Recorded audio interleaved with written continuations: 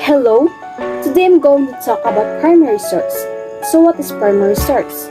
Primary source are those that were created at the time the subject is being studied. Objects, letters, journals, or newspaper could all be examples.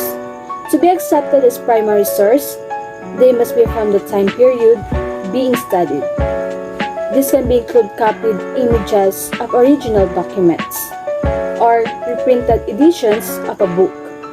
More examples of a primary source are archival documents, artifacts, memorabilia, census government record, photographs, video recordings that captures the certain events, speeches, interviews, diary, and letters.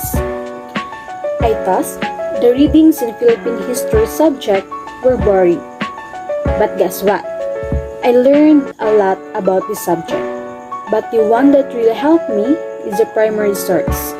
To tell you the truth, I don't know what the primary source is. I only heard, knew, and learned it because of our readings in Philippine history subject. Better late than never, says the old saying. And honestly, no joke, I learned to use and identify the primary source.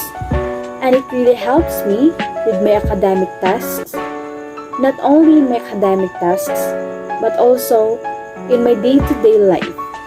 Because in this day and age, fake news abounds. We don't really know if the news we hear is true. I learned how to criticize the news I hear every day. I don't immediately believe them when there is no evidence, when there is no valid source about the news. And what I learned about this subject is that we thought we all knew, but not yet. What we learned about the history of our country is less than half of what really happened in our country back then. I'm very thankful to these readings in the Philippine history subject for giving us more knowledge and clarification about the history of our country, the Philippines.